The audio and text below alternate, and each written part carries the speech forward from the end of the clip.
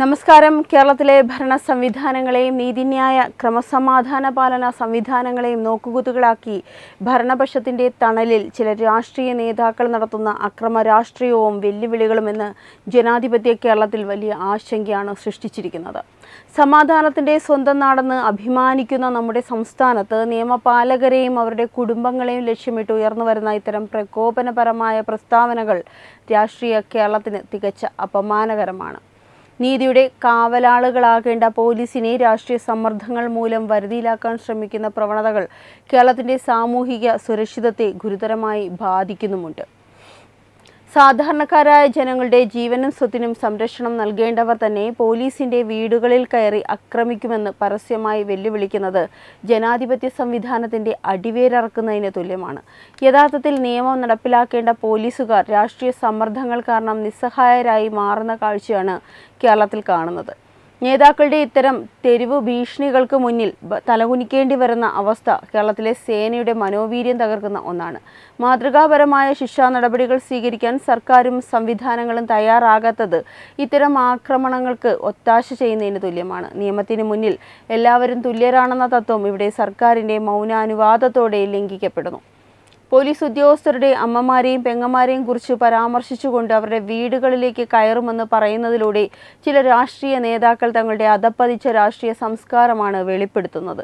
സ്ത്രീ സുരക്ഷയെക്കുറിച്ച് വാതോരാതെ സംസാരിക്കുന്നവരുടെ യഥാർത്ഥ കാട്ടുനീതി മുഖമാണ് ഇതിലൂടെ പുറത്തു വരുന്നത്. പൊതുജനങ്ങൾക്ക് നിയമത്തിലുള്ള വിശ്വാസം തകർക്കുന്ന ഇത്തരം പ്രസ്താവനകൾ സമൂഹത്തിൽ വലിയ രീതിയിലുള്ള അക്രമ വാസനകൾക്ക് കാരണമാകുന്നു.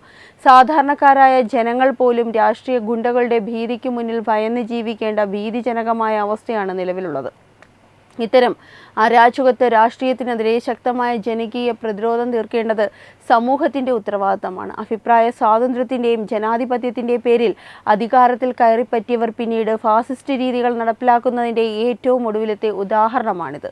ഇതിനെതിരെ സാംസ്കാരിക കേരളം മൗനം വെടിയേണ്ട സമയം അതിക്രമിച്ചിരിക്കുന്നു. CPM സംസ്ഥാന കമ്മിറ്റി അംഗം KP ഉദയഭാനുവിൻ്റെ മല്ലപ്പള്ളി കാട്ടാമലയിലെ പ്രസംഗം കേരളത്തിലെ മുഴുവൻ പോലീസുകാരുടെയും കുടുംബങ്ങളെ ലക്ഷ്യമിട്ടിട്ടുള്ള ഔദ്യോഗിക ഗുണ്ടാ മുന്നറിയിപ്പാണ്. പോലീസുകാരുടെ വീട്ടിൽ കയറും, അമ്മയും പെങ്ങന്മാരും അവർക്കുമുണ്ട് എന്ന രീതിയിലുള്ള അദ്ദേഹത്തിൻ്റെ പരാമർശങ്ങൾ രാഷ്ട്രീയ സംസ്കാരത്തിൻ്റെ സമ്പൂർണ്ണ തകർച്ചയാണ് ചൂണ്ടിക്കാണിക്കുന്നത്. പണ്ട് MV ജയരാജൻ പറഞ്ഞത് വേണ്ടി വന്നാൽ പോലീസ് സ്റ്റേഷനകത്ത് കയറി ബോംബുണ്ടാക്കുമെന്നാണ്. ഇവരെയൊക്കെ തനി ഗുണ്ടകളിൽ നിന്ന് രാഷ്ട്രീയത്തിൽ വന്നതാണെന്ന് ഈ ഒരു വാക്കുകൾ കേട്ടാൽ മനസ്സിലാകും. പോലീസുകാരുടെ വീട്ടിൽ കയറും, അമ്മയും പെങ്ങന്മാരുമുണ്ടെന്ന് CPM നേതാവ് KP ഉദയഭാനുവിൻ്റെ പരാമർശങ്ങൾ ഇത്തരം തനി ഗുണ്ടാ ശൈലി രാഷ്ട്രീയത്തിലേക്ക് കടന്നു വന്നതിൻ്റെ ഉദാഹരണം കൂടിയാണ്.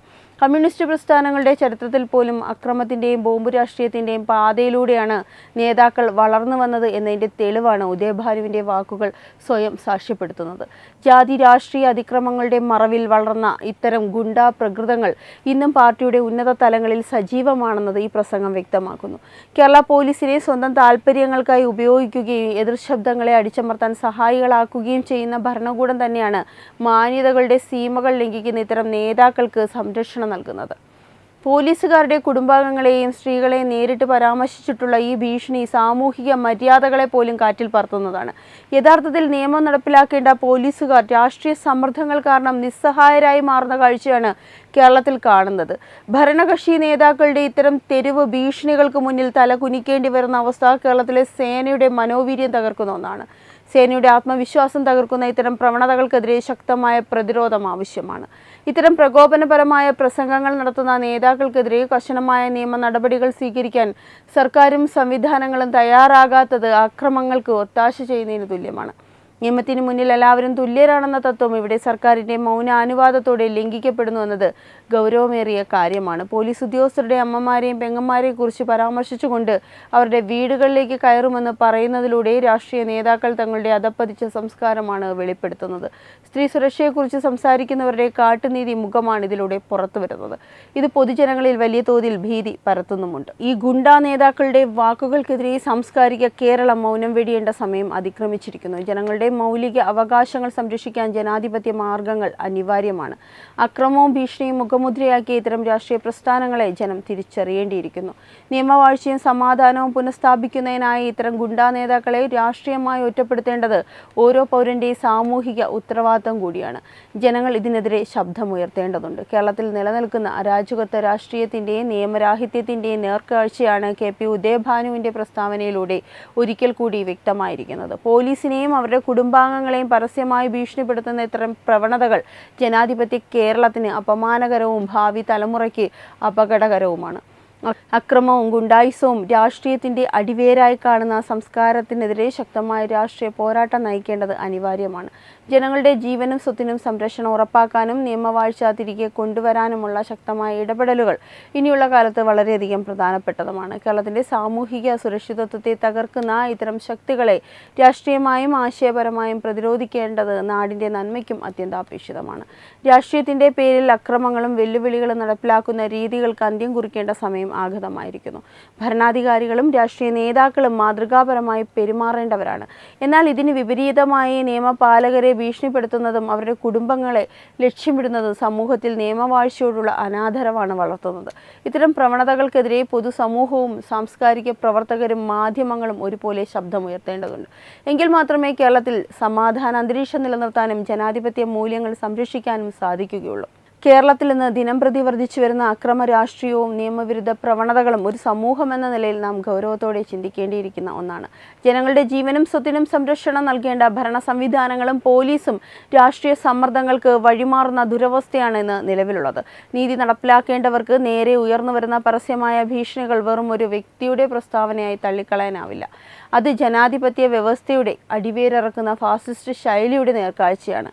നിയമപാലകരെയും അവരുടെ കുടുംബങ്ങളെയും ലക്ഷ്യമിട്ട് നടത്തുന്ന ഇത്തരം പ്രകോപനപരമായ പ്രസ്താവനകൾ രാഷ്ട്രീയ കേരളത്തിന് തികച്ചും അപമാനകരമാണ്. സമാധാനത്തിന്റെയും സാഹോദര്യത്തിന്റെയും നാടായ കേരളത്തിൽ ഗുണ്ടായിസവും ഭീഷണിയും രാഷ്ട്രീയത്തിന്റെ ഭാഗമാക്കാൻ ചിലർ നടത്തുന്ന ശ്രമങ്ങൾക്കെതിരെ ശക്തമായ ജനകീയ പ്രതിരോധം ഉയർന്നു വരേണ്ടതുണ്ട്. ജാതി രാഷ്ട്രീയ അക്രമങ്ങളുടെയും അരാജകത്വത്തിന്റെയും പാതയിലൂടെ അധികാരം നിലനിർത്താമെന്ന വ്യാമോഹം തിരിച്ചറിയാൻ കേരളത്തിലെ പൊതുസമൂഹം തയ്യാറാകണം. അധികാരത്തിന്റെ അഹങ്കാരത്തിൽ എന്ത് മാറ്റവും നിയമവിരുദ്ധമായി ചെയ്യാമെന്ന ചിന്ത ഭരണപക്ഷ നേതാക്കളെ നയിക്കുമ്പോൾ സാധാരണക്കാരായ ജനങ്ങൾ ഭീതിയുടെ നിഴലിലാണ് ജീവിക്കുന്നത്. പോലീസുകാരുടെ വീടുകളിൽ കയറി ആക്രമിക്കുമെന്ന പരസ്യമായ വെല്ലുവിളികൾ സ്ത്രീ സുരക്ഷയെക്കുറിച്ചും സാമൂഹിക മര്യാദകളെക്കുറിച്ചും വാദോരാതെ സംസാരിക്കുന്നവരുടെ കാട്ടുനീതിയാണ് വെളിപ്പെടുത്തുന്നത്. ഈ അരാജകത്വ രാഷ്ട്രീയത്തിനെതിരെ ജാതിക്കും മതത്തിനും അതീതമായി ജനങ്ങൾ ഒത്തൊരുമിക്കേണ്ട സമയം അതിക്രമിച്ചിരിക്കുന്നു. നിയമത്തിന് മുന്നിൽ എല്ലാവരും തുല്യരാണെന്ന തത്വം ഇവിടെ ലംഘിക്കപ്പെടുകയും കുറ്റക്കാർക്കെതിരെ മാതൃകാപരമായ ശിക്ഷാ നടപടികൾ വൈകുകയും ചെയ്യുന്നത് ഇത്തരം പ്രവണതകൾക്ക് ഒത്താശ ചെയ്യുന്നതിന് തുല്യമാണ്. യഥാർത്ഥത്തിൽ നിയമം നടപ്പിലാക്കേണ്ടവർ രാഷ്ട്രീയ സമ്മർദ്ദങ്ങൾ കാരണം നിസ്സഹായരായി മാറുന്നത് സേനയുടെ ആത്മവിശ്വാസവും മനോവീര്യവും തകർക്കുന്ന ഒന്നാണ്. ഈ ഭീതിജനകമായ അവസ്ഥ മാറ്റിയെടുക്കാൻ ശക്തമായ രാഷ്ട്രീയ ഇടപെടലുകളും ജനകീയ ജാഗ്രതയും അത്യന്താപേക്ഷിതമാണ്. അക്രമവും ഭീഷണിയും മുഖമുദ്രയാക്കിയ ഇത്തരം രാഷ്ട്രീയ പ്രസ്ഥാനങ്ങളെയും നേതാക്കളെയും ജനം തിരിച്ചറിഞ്ഞ് രാഷ്ട്രീയമായി ഒറ്റപ്പെടുത്തേണ്ടതുണ്ട്. നിയമവാഴ്ചയും സമാധാനവും പുനഃസ്ഥാപിക്കുന്നതിലൂടെ മാത്രമേ നമ്മുടെ നാടിന്റെ ഭാവി സുരക്ഷിതമാക്കാൻ കഴിയൂ. കേരളത്തിന്റെ സാമൂഹിക സുരക്ഷിതത്വത്തെ തകർക്കുന്ന ഇത്തരം ശക്തികളെ ആശയപരമായും രാഷ്ട്രീയപരമായും പ്രതിരോധിക്കേണ്ടത് ഓരോ പൗരന്റെയും സാമൂഹിക ഉത്തരവാദിത്തം കൂടിയാണ്. വരും തലമുറയ്ക്കായി സമാധാനപൂർവമായ ഒരു നാട് കെട്ടിപ്പടുക്കാൻ ഭരണകൂടത്തിന്റെ കണ്ണു തുറപ്പിക്കുന്ന ശക്തമായ പ്രതിരോധങ്ങൾ അനിവാര്യമാണ്.